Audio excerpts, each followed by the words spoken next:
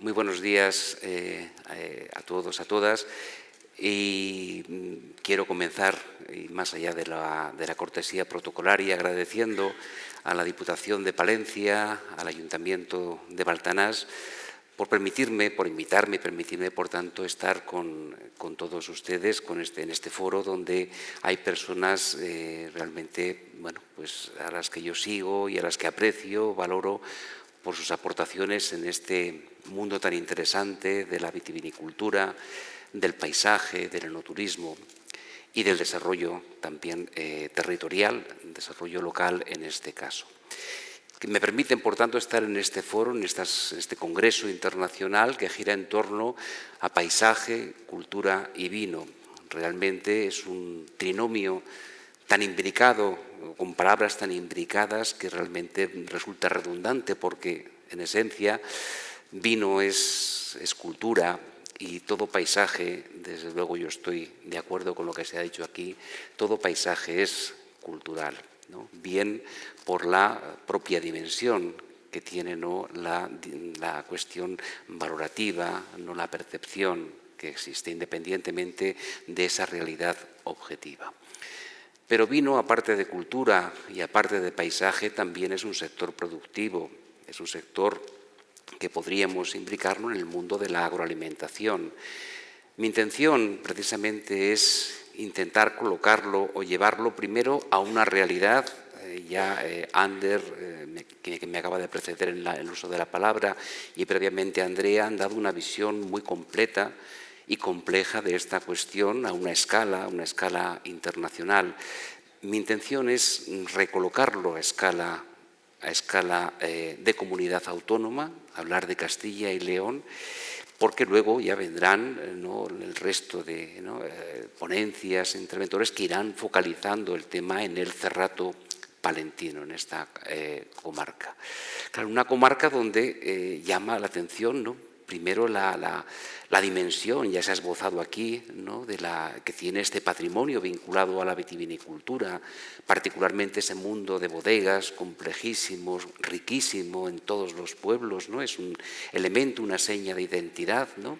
Están documentadas, están catalogadas muchas de ellas, pero llama la atención que realmente cuando uno se acerca al Cerrato palentino, aquí a Baltanás, pues no se encuentra precisamente con un paisaje vitícola, es decir, ¿dónde está la viña? ¿Dónde está la vid? Claro, estamos hablando, si no sitúo mal las cifras, de un espacio del territorio, básicamente de la comarca agraria, ¿no?, del Cerrato, en Palencia, y estamos hablando de 250 hectáreas, no sé si llegan, ¿no?, de viñedo. Y efectivamente nos encontramos de ahí en la diapositiva se ve la importancia que tenía, ¿no?, el mundo de las bodegas, de la elaboración del vino.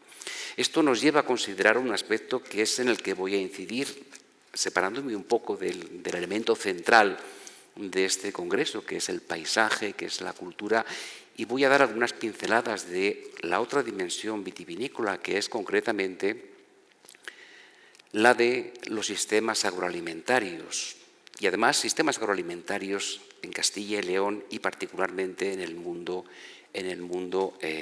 rural. Obviamente, estos sistemas agroalimentarios, o el vino dentro de esos sistemas agroalimentarios, va a ir o ha jugado y juega un papel fundamental, pero como propio sistema tiene un carácter dinámico y cambiante que explica que exista, por ejemplo, en este territorio, un paisaje vitivinícola, pero sin viñedo, o donde el viñedo no tiene la importancia que tuvo tradicionalmente en Cevico de la Torre, en Baltanás, ¿no? Ha quedado muy reducido y, sin embargo, otros territorios han ido progresando. ¿Por qué ocurre todo esto? Bien, es indisociable de esta dimensión que tiene de naturaleza más macroeconómica, económica, y que lo vincula a los sistemas agroalimentarios, ¿no? Hablaré del caso de Castilla y León y luego centraré un poco más el discurso en los espacios vitivinícolas, porque tienen mucho de singular y porque realmente el vino, el viñedo, marcan caminos, marcan rutas, son como buques insignias que nos están indicando por dónde puede ir el futuro o parte del futuro de estos sistemas agroalimentarios. Parto de esa idea de que realmente toda la producción de bienes agroalimentarios es compleja, en términos de producción, de transformación, de vínculos con los consumidores. Es también muy variada porque implica realmente factores de naturaleza muy variada, económicos, ecológicos, políticos, culturales, y además lo hace a diferentes escalas. Por tanto, hablamos de complejidad, hablamos también de variedad, hablamos, lo veremos enseguida, también de transformación, de dinamismo. En ese sentido, el concepto que mejor explica, y se ha aludido ya aquí en 2 ocasiones a esta cuestión, es el de sistema. El sistema nos lleva directamente a hablar de la complejidad que existe entre factores, entre escalas, ¿no? Y en el ámbito agroalimentario tiene esa virtud, aúna precisamente actividades, actores que desempeñan papeles siempre complementarios dentro de ese proceso de producción, transformación, comercialización y consumo. Pero como todo sistema, es un sistema, es dinámico, es decir, está en continua transformación, tiene historicidad.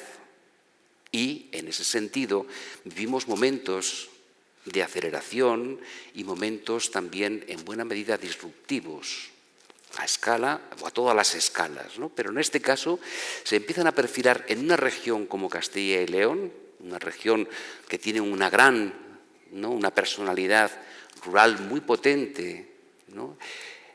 Empiezan a aparecer, como digo, nuevas estrategias, nuevos modelos. No quiero decir que uno vaya a sustituir a otro, pero sí tienen que convivir en clave de complementariedad, ¿no? Y estos modelos van a ser claves en territorios como ocurre en el Cerrato Palentino, donde el problema de la desvitalización, y esto no hay que olvidarlo nunca, es un problema fundamental. Remito concretamente a este estudio preliminar y evaluación de la figura de protección más adecuada para promover la salvaguarda de los valores culturales y enológicos del Cerrato, para hacer alusión a lo que se dice. Estamos hablando de un conjunto comarcal donde más del 80% de los municipios tiene menos de 500 habitantes y tiene evidentemente una dinámica marcadamente regresiva, ¿no? En esa parte que se aleja un poquito de ese núcleo, de los núcleos más vinculados a las grandes vías de comunicación, ¿no? Y además, en la mayor parte de estos municipios, lo agroalimentario es fundamental y particularmente lo agrario. En ese contexto, situamos concretamente el sector agroalimentario de una comunidad como la de Castilla y León y todo esto está recogido en múltiples informes de observatorios y demás que nos hacen ver la importancia que tiene este sector en el mundo, concretamente en Castilla y León. En este sentido, tanto el valor añadido bruto como el mercado de trabajo pues aluden a una potencia notable. Somos, en este caso, la quinta región, no por volumen económico, con unos niveles de generación de riqueza que nos hablan de casi 9.000 millones de euros. Estamos hablando de 172.000, concretamente, personas implicadas dentro de estos sistemas, ¿no?, de la cadena agroalimentaria. Hablamos también, concretamente, de, fijaos, más de 2.800 empresas, el 4,8, casi un 5% del total de las exportaciones del sector en España se producen en Castilla y León. Es decir, estamos hablando realmente de un modelo potente, muy, muy potente, pero un modelo que está fundamentado en un principio, o mejor dicho, en 3 principios que definen, ¿no?, la clave del productivismo, ¿no? El productivismo se basa fundamentalmente en esos 3 principios de intensificación, especialización y concentración. Aludiré fundamentalmente dentro del sector agroalimentario al primer eslabón de esa cadena, que sería básicamente el que está perfilado por las producciones agrarias, no su transformación o comercialización. Pero en todo caso, esa intensificación que ha vivido una comunidad autónoma, una región, su territorio rural como es Castilla y León, pues realmente nos va remitiendo efectivamente a una continua incorporación de innovaciones técnicas, científicas, etcétera, aplicadas a la agricultura, políticas también que han tenido un éxito notable, llámese concentración parcelaria, transformación, modernización, optimización de los regadíos que intensifican esa producción. También una marcada especialización en el sentido de que actualmente, ¿no?, la orientación productiva dominante de este conjunto, de esta comunidad autónoma en el contexto español, si nos orientamos por esas orientaciones técnico-económicas, nos marcan concretamente una especialización muy evidente. Somos la primera comunidad en producción de cereales, la primera también en plantas forrajeras, la primera en ganado bovino. En el mundo también, ya propiamente, o en el sector propiamente castellano-leonés, aparte del papel de los cereales, el ganado porcino, la leche, etcétera, es decir, una especialización junto a la intensificación y finalmente una concentración. En los años 60 vivían en esta comunidad autónoma, concretamente se gestionaban en esta comunidad autónoma 425.000, se censaban, explotaciones agrarias. Concretamente, a día de hoy estamos hablando de 84.000 explotaciones agrarias, es decir, el 20% de lo que existía en los años 60. Un camino, por tanto, que nos habla de intensificación, de especialización y de concentración, y que en este contexto está incluso poniendo en riesgo lo que era una de las señas de identidad, es decir, el modelo familiar tan importante en esta comunidad autónoma. Son 55.000 de ese orden, ¿no?, los trabajadores vinculados a la seguridad social en esta rama, cuando en los años 80 era el 25%, ahora apenas un 6,3%. 55.000 personas para gestionar un territorio de 3,4 millones de hectáreas, 2,3 millones de prados y pastos, el resto tierras de cultivos. Se entiende, por tanto, que, en efecto, aparezcamos en los primeros lugares por productividad de la mano de obra y también en el primer lugar dentro del ranking de las regiones españolas por el mayor, las unidades de explotación de mayor tamaño, del medio de las 75 hectáreas. Un modelo, por tanto, exitoso, un sector dinámico, cada vez más competitivo, pero no hay que olvidar, y a eso voy, un aspecto fundamental, esta transformación en el que se ve imbuido también todo el sistema de producción vitivinícola, abrió las puertas a la liquidación de unas estructuras fuertemente ligadas a la tierra. Los modelos agroalimentarios diversificados, basados en el lugar, en el arraigo cultural, empiezan, de hecho, y han sido en buena medida laminados. Por eso, al lado de estas grandes cifras macroeconómicas que nos hablan de un sector de éxito que sin duda hay que reconocerlo, no hay que olvidar la dimensión que a mí me interesa subrayar, la dimensión territorial que ha tenido este proceso. Y voy a subrayar dos aspectos. El primero de ellos son quizá un poco metafóricos, ¿no?, pero el primero de ellos es que la agricultura perdió su territorio. ¿Qué quiero decir con esto?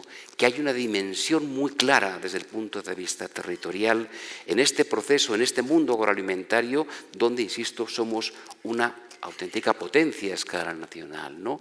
Hablamos concretamente de que ese productivismo agrario, tal y como lo he descrito, con esas tres patas de intensificación, de especialización y de concentración, se produce fundamentalmente en el ámbito de las llanuras centrales.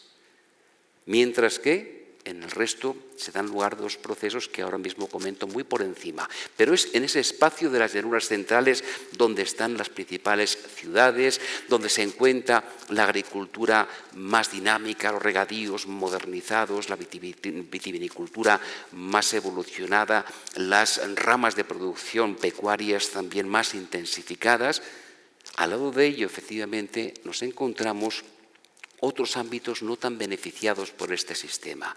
Me remito a todo ese borde montañoso de penillanuras que circundan esas llanuras centrales, donde realmente esas condiciones ambientales no permitían la adaptación a este modelo, quedando o bien como reductos de arcaísmo o bien orientándose a ese nuevo paradigma que paralelamente se iba imponiendo, el resguardo de los valores más directamente naturales.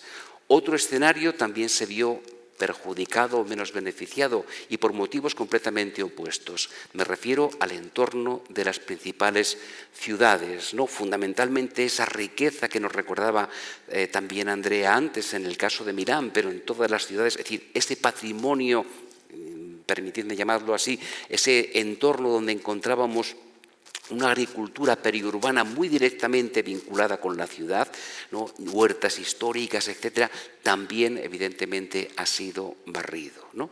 Con lo cual ha generado efectivamente una dimensión territorial que se complementa con otra pata, y es que si la agricultura pierde su territorio, el territorio pierde a sus agricultores. Llamativamente, como decía John Berger, posiblemente conozcamos una Europa sin campesinos y, concretamente, lo señalaba también Andrea, es decir, sin agricultores, es que no hay paisaje agrario, ¿no? Se van imponiendo fórmulas societarias como sociedades jurídicas, fondos de inversión, capital riesgo, se van externalizando las tareas que antes realizaba el titular con ayuda de la familia. Ahora mismo las empresas de servicios son cada vez más importantes, se gestionan muchas veces a distancia, los agricultores por ese modelo que hemos creado viven en las ciudades. Aquel es un mapa donde se están cartografiando dónde van las ayudas PAC, fundamentalmente los beneficiarios, ¿no? Pero sí podemos decir que hay una proporción cada vez más elevada de población vinculada a lo agrario que vive fuera del entorno rural. Estamos perdiendo, por tanto, esa conexión histórica de actividad agraria y población del medio rural. Cito aquí concretamente un último informe sobre esta cuestión, sobre asalarización del agromundo, y Camarero concretamente citaba que ha pasado la agricultura de tener 3 ocupados familiares por cada asalariado a mediados de los años 70 a contar con 2 asalariados por cada agricultor familiar en la actualidad. El relevo generacional también es un problema, y un problema serio. Ahí podemos comparar concretamente a escala del país el volumen de trabajo que se genera en el mundo, en el sector agrario, y concretamente la asalarización que se está produciendo, ¿no? Es llamativo, en el caso de Castilla y León, la importancia que tienen los territorios de la vid y el vino, porque nos ponen de relieve que estamos ante un sector que sí tiene capacidad para crear y para retener población en estos ámbitos.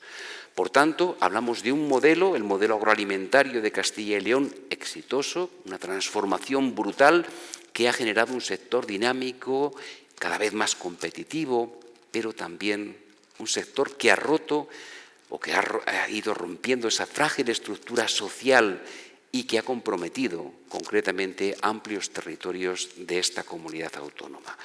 Esta dimensión territorial explica y dibuja también paisajes. En este caso hablamos de paisajes de ausencia. Este era el mapa concretamente que refleja la densidad de población. Nunca fue muy elevada en Castilla y León.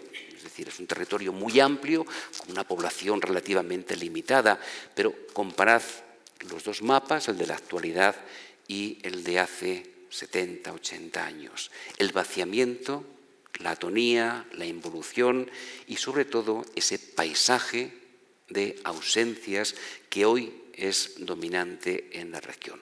Esa dimensión paisajística, ¿no? Pues realmente el territorio lo que hace es expresarse a través de un paisaje, y efectivamente aquí la ausencia cada vez se impone. No quiero decir el abandono tiene otra dimensión, pero sí el paisaje de la ausencia.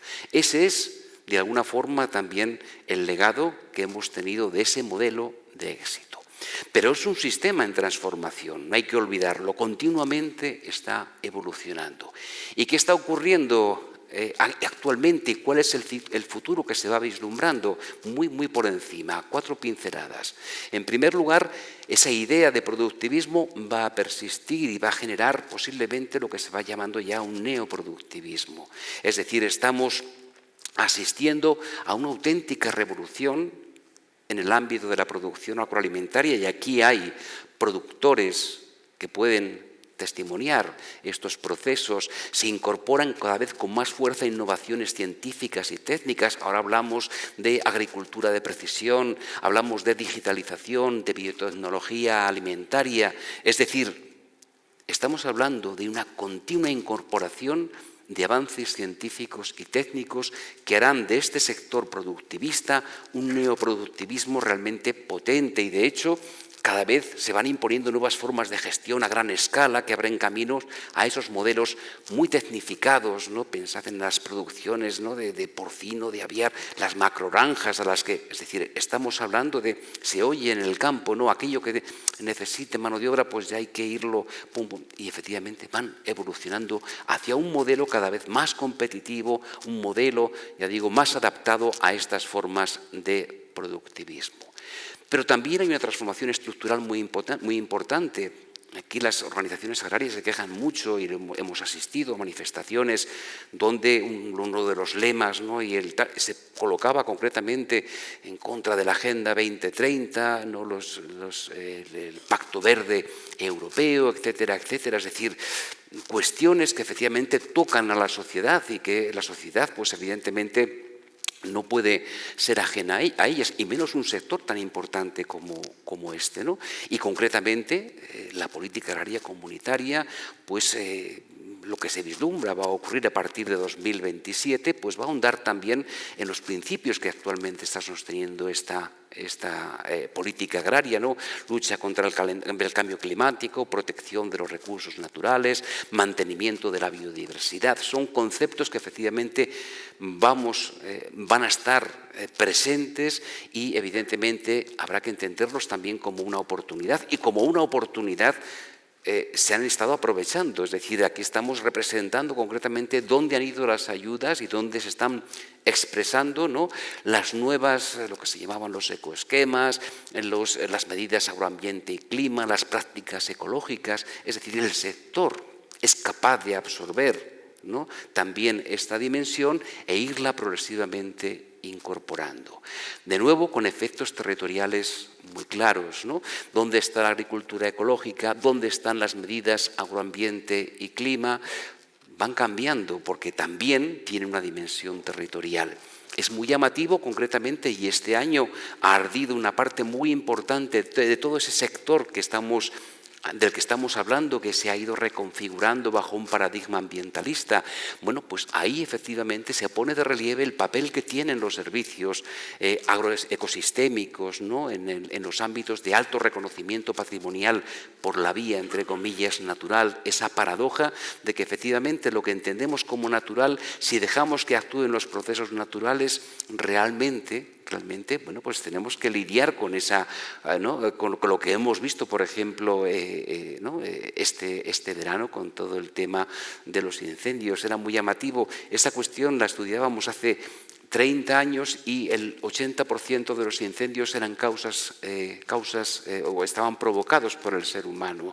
Ahora solamente es un 20%, es decir, la dimensión natural activa precisamente unos cambios que ahora efectivamente nos asustan, ¿no? El tema de los incendios, etcétera, ¿no? Pero está claro que existen efectivamente formas o sistemas agroalimentarios de alto valor natural, llámese ganadería extensiva, mosaicos agroforestales, que son muy interesantes de cara a la gestión de estos espacios que se consideran naturales, ¿no? También la recomposición de los lazos que unían la agricultura con la ciudad. Cada vez vamos asistiendo efectivamente a esos entornos periurbanos, la idea de proximidad que pone el foco en este caso en el papel del consumidor, no como un objeto pasivo en la cadena agroalimentaria, sino alguien que tiene capacidad también para saber qué es lo que está consumiendo. Tenemos el Pacto de Milán de 2015 con todo lo que ha significado esto para las ciudades, ¿no? Y la lucha, vamos, en el sentido de la recomposición, ¿no? de esas relaciones ciudad-campo, circuitos cortos, agricultura de proximidad, redes alimentarias sostenibles, etcétera, etcétera, ¿no? En el caso de Palencia, en el caso de Segovia, en el caso de Valladolid. La recomposición, por tanto, de esa ruptura que antes no existía de forma tan clara entre la ciudad y aquel entorno que lo alimenta y que tiene además un paisaje altamente sugerente. modelos también alternativos, no digo excluyentes, va a convivir todo esto, neopositivismo, neoproductivismo, modelos alternativos, sistemas agroalimentarios multifuncionales y territorializados, que es un mundo en el que efectivamente nos estamos adentrando y que rompen de alguna forma, o por lo menos son críticos con esos principios de intensificación, especialización y concentración, y nos hablan de otra cosa, nos hablan de multifuncionalidad, apuestan por un sentido de la alimentación de calidad vinculada a los territorios, reterritorializan la agricultura, buscan recomponer los lazos entre territorio, sociedad y producción de alimentos. Sistemas agroalimentarios multifuncionales, muchos de ellos dentro de las categorías que se han señalado aquí de reconocimiento nacional e internacional. Agroalimentación, multifuncionalidad, anclaje territorial son las claves de un futuro, desde mi punto de vista, que se está ya perfilando. Bien, el por qué el sector vitivinícola, o traigo a colación esta cuestión, porque realmente condensa en buena medida, ya digo, el perfil de todas estas transformaciones. Concretamente, si lo analizamos a una escala global, España, pues Luis me apuntaba que posiblemente ya este año deja de serlo, pero bueno, el país concretamente, 930.000 hectáreas, bueno, pues es el primero por extensión de los viñedos en el mundo. China parece que ya este mismo año, 2025, superará concretamente a España, pero hasta ese momento hablamos de 930.000 hectáreas, con lo cual es mucho en el contexto europeo, como se puede ver en el mapa que está proyectado. Ahí se ve también la extensión ibérica, pero son 930.000 hectáreas. Hablamos concretamente, en términos de ocupación, de 363.000 ocupados. En fin, hablamos de una internalización muy clara. Y lo que es más importante, dentro de esos paisajes de ausencia, según concretamente ese informe concretamente de la interprofesional del vino, ¿no? Es un sector donde efectivamente su capacidad para fijar población es muy fuerte, ¿no? Señala concretamente como 122 municipios, ¿no? que están muy decantados por concretamente la especialización vitivinícola, es decir, con más de la mitad de su superficie vinculada a los viñedos, pues realmente están demostrando, ¿no? pues una capacidad para fijar población muy importante. Hablamos, por tanto, de algo que yo entiendo que es esencial. Si vamos a Castilla y León, por poner el foco concretamente aquí en este ámbito, pues claro, las cosas ya van cambiando.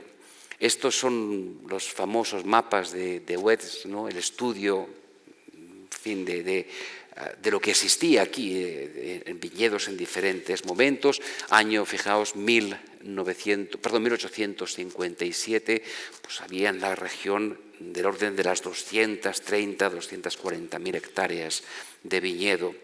El impacto de la filoxera, los arranques como consecuencia de esa intensificación y sobre todo especialización productiva que significó el fin del viñedo en muchas comarcas de la región, el Cerrato Palentino entre ellas, bueno, pues han ido reduciendo prácticamente, como digo, la superficie vitivinícola en Castilla y León a esas 84.000 hectáreas que están recogidas en este mapa. 84.000 hectáreas, 596 bodegas actualmente, la segunda comunidad después de Cataluña, por volumen también de empresas con esta orientación, un 3% del PIB regional, un 4% del empleo, son 33.000 empleos equivalente, en fin, un volumen de exportación que ahí queda reflejado. Es decir, estamos viendo que es un sector de importancia, aunque en términos de superficie, bueno, pues no deja de ser, 84.000 hectáreas. Lo que me interesa destacar aquí es que es un sector donde el anclaje territorial se ve con mayor claridad, donde es más evidente. Es un sector donde efectivamente no aparece, no es un mapa donde podemos dibujar, ¿no?, la extensión de los viñedos, no. Tienen nombres, tienen apellidos y están perfectamente, como digo, recogidos y anclados territorialmente. Ese anclaje se produce a través de una figura, ¿no?, que es lo conocemos, una normativa europea, aunque previamente existieran otras, las denominaciones, 16 denominaciones de origen y un genérico IGP vino de la tierra de Castilla y León. 16 figuras de calidad vitivinícola, ¿no?, aquí recogidas y cartografiadas. Es muy llamativo, ¿no?, ver realmente en qué momento, en qué contexto. Claro, de todo eso, las de primera generación, las primeras denominaciones de origen, Rueda 1980, Ribera 1982, Toro 1987, Bierzo 89 y Cigales 91, esa primera generación de denominaciones de origen acaparan prácticamente el 90% tanto de la superficie, hablamos de superficie inscrita en figuras de calidad, en número de viticultores, en número de bodegas y en vino calificado. Prácticamente entre el 85 y 90% de ahí para arriba.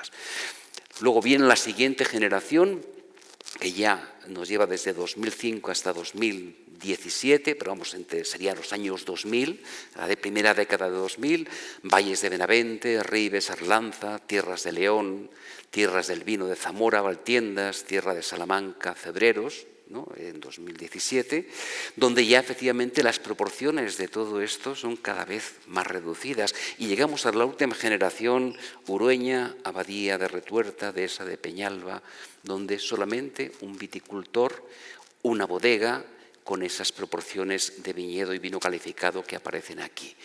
Es decir, ha habido todo un mundo en el ámbito y aquí hay personas que obviamente pueden documentar mucho mejor lo que estoy comentando, una transformación en el ámbito de ese anclaje territorial, cómo realmente seguimos o sigue apareciendo un sector tremendamente dinámico. Esta es la última edición de las 50 bodegas más importantes, celebrada ahora no sé si era no sé dónde ha sido, en Australia, pero no recuerdo la ciudad, donde efectivamente de nuevo aparecen dos bodegas de Castilla y León, en este caso Pago de Carraovejas y Abadía de Retuerta, que nos recuerdan la importancia que tiene tanto un modelo como el otro, el primero, el original. Hemos ido de alguna forma pasando de lo proliferante, ¿no?, de ese modelo muy productivista, a lo germinal, a lo pequeño, a otra escala, a otros valores.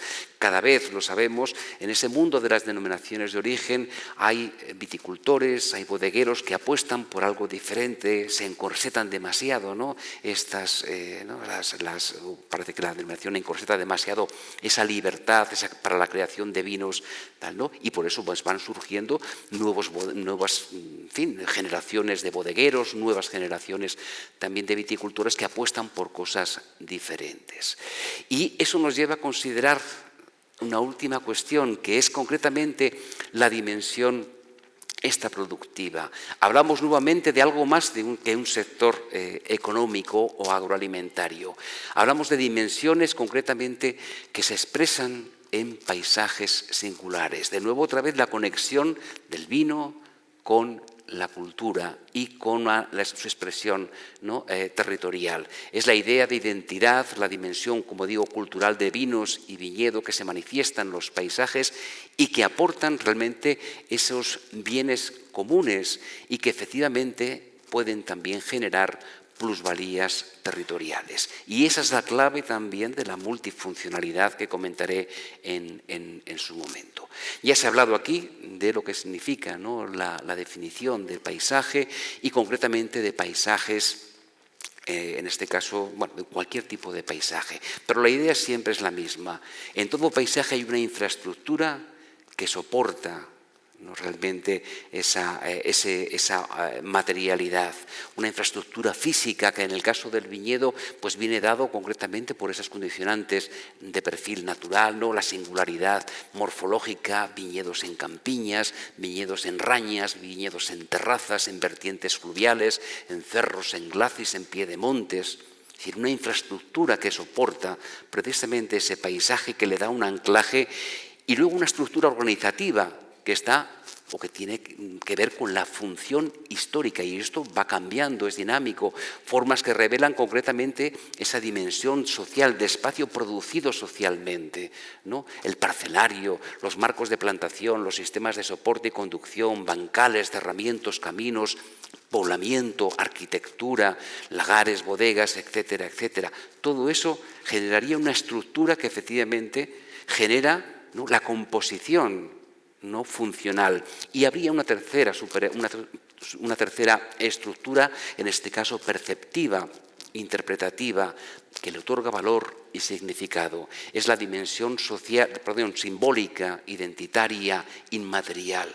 La combinación de esos tres niveles, esa infraestructura física, estructura organizativa y superestructura perceptiva, es lo que realmente arma el paisaje.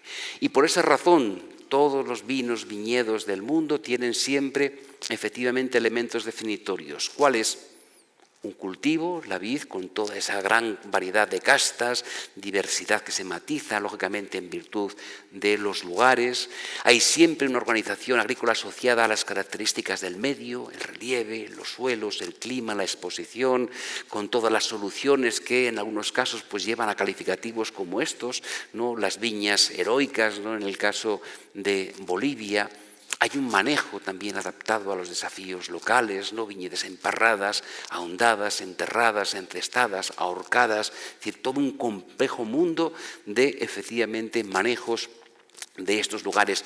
Se señalaba aquí esta mañana, hay un producto derivado, obviamente, ¿no?, por la combinación de esas singularidades anteriores, ¿no?, y que se lleva a cabo elaboración, maduración, conservación, crianza en un patrimonio edificado riquísimo, tradicional, vanguardista, y que genera efectivamente esos escenarios que también están presentes en los paisajes vitivinícolas. Un significado. Y tenemos aquí a Luis Vicente Elías, a Margarita, que saben mucho de estas cuestiones, los valores simbólicos, la tradición, ¿no?, el enfoque, la imbricación con lo religioso, la expresión artística, la evocación, la cultura del trabajo, festividades, cultura inmaterial, que está vinculado a esa dimensión perceptiva e interpretativa. El paisaje del viñedo realmente evoca todos esos ingredientes y precisamente los reúne. Y por eso digo que es una clave, es un buque insignia para demostrar los términos realmente en que cada sociedad, en cada momento histórico, ya digo, entiende su relación con la cultura y con la naturaleza. Es contingente, está cargado de historia. Por esa razón, Andrea nos lo comentaba y señalaba efectivamente, ¿no?, la importancia que tiene este mundo, ¿no?, de la vitivinicultura en el ámbito de los reconocimientos internacionales. Se hablaba de los IPAN, ¿no? Ahí señalo el caso de la Exarquía, pero también lo tenemos concretamente en Canarias, ¿no?, recientemente con el nuevo SIPAM que tenemos aquí. Pero es que tenemos también el Consejo de Europa, ¿no?, la propia, ¿no?, cuando diseña los itinerarios europeos, nos habla de itervitis, ¿no?, los caminos de la viña, ¿no?, señalando que efectivamente la producción de vino siempre ha sido un símbolo de la identidad europea. Es que incluso, pues ya se ha comentado aquí concretamente, ¿no?, si ubicamos en el contexto, ¿no?, los paisajes que están incorporados en la lista del Patrimonio Mundial de UNESCO, pues ahí aparecen, menos el último, concretamente el de Prosecco, de 2017, pero todos los paisajes que están efectivamente reconocidos. Por eso la dimensión que señalaba Luis Vicente Elías, ¿no? Bueno, ¿por qué todos en Europa? Pero bueno, ahí los tenemos en la lista mundial. También tenemos a Elena Teles, mañana hablará también del caso del Alto Douro Viñateiro, Isla de Pico 2 en Portugal, en Francia ampliamente representada, en Alemania, Italia, Austria, etcétera, etcétera, ¿no? Si tirásemos de la lista indicativa de los países, encontraríamos todavía muchos más propuestos a la espera de dar el salto, y se hablará también aquí aquí de Ribera Sacra, y tenemos también ejemplos de La Rioja, etcétera, etcétera, ¿no? Un mundo donde efectivamente se destacan en este caso los valores excepcionales, universales, ¿no? Y como ya señalaba Andrea, concretamente dentro de los criterios, el 5 suele ser el 4 y el 5 suele ser el más esgrimido por todas las candidaturas, pero en esencia es lo que yo quiero subrayar aquí. Lo que realmente viene reflejando es que de nuevo la estructura del paisaje se ve reflejada, la infraestructura que lo arma, la estructura que lo organiza y la superestructura que lo valora. Criterio sexto, concretamente, estar directa o materialmente asociado con acontecimientos, tradiciones vivas, ideas, creencias u obras artísticas, etcétera, etcétera. Todo el mundo de la cultura del vino.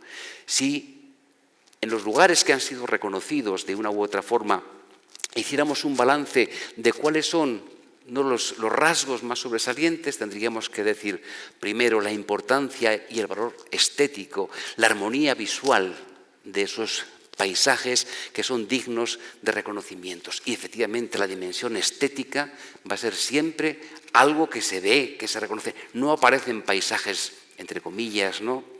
Es que no se puede ni tiene sentido decir eso, paisajes estéticamente menos agraciados. Siempre se va a esa composición, a esa armonía, a esas formas. Se habla también de la admiración por el ingenio, por la creatividad no humana para domar el espacio a base de trabajo, de esfuerzo, de adaptación para convertirlo en productivo, y qué duda cabe, ¿no?, cuando uno ve los paisajes no reconocidos de la isla de Pico o del Jable en el caso de Canarias, pero vamos, el mundo está lleno de ese esfuerzo que significa, de esa cultura del trabajo que se expresa en el paisaje.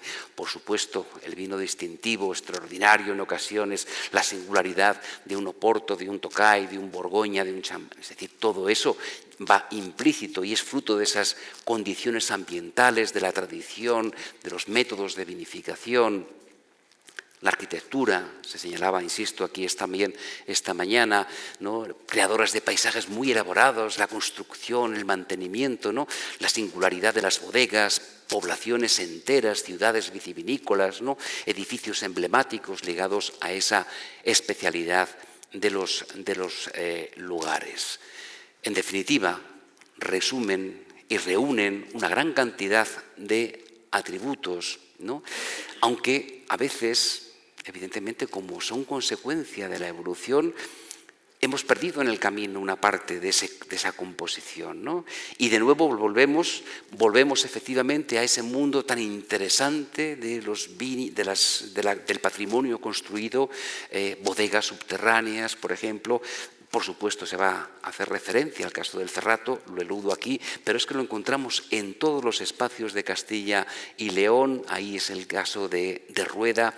Nos vamos también concretamente a Cigales y lo encontramos, también lo vemos en Toro, lo podemos encontrar por supuesto en Ribera del Duero. Si nos vamos a los territorios del granito, de la roca viva, los reconocemos en Fermoselle, los podemos ver ya más o menos adaptados, refuncionalizados en el caso concretamente de los valles de Benavente, y podríamos seguir en cada uno de los territorios de la vid y el vino, ¿no? Bien, es ese aspecto y ese conjunto lo que ya para finalizar me da pie a señalar otra de las cuestiones: anclaje territorial y multifuncionalidad, ¿no?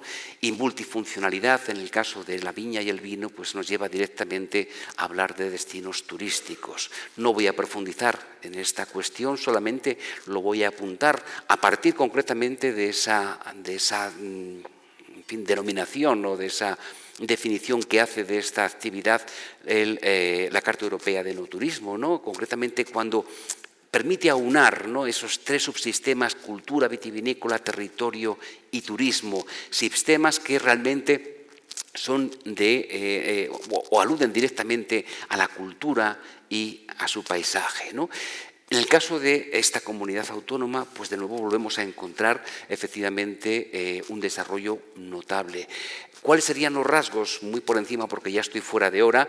Básicamente estamos hablando de una estructura enoturística que está organizada o articulada especialmente en 9 rutas del vino, por tanto tenemos la mayor concentración del país, lógico, por la gran extensión que tiene. 646 son los agentes implicados, fundamentalmente domina el mundo de las bodegas, todavía falta mucho por recorrer en este sentido. El impacto económico y social es notable, es la primera comunidad autónoma por volumen, si hacemos caso, lógicamente, de los datos que nos proporciona ACEVIN, ¿no? En este caso y que da datos de las rutas del vino, y hablamos concretamente de 607.000 visitantes a bodegas y a museos del vino, ¿no? Algunas de nuestras rutas pues, son las más visitadas de España, concretamente Ribera del Duero está en tercer lugar, con unos patrones también de distribución donde, por un lado, está la dimensión puramente lineal y otras domina claramente el clúster o domina el núcleo, ¿no? Como ocurre con Aranda, Peñafiel en Ribera, pero como ocurre también con Medina del Campo, Rueda, ¿no? Con una gran cantidad de alianzas y sobre todo con una, no voy a entrar en más cuestiones, pero sí señalando que tenemos un mundo, en fin, por desarrollar.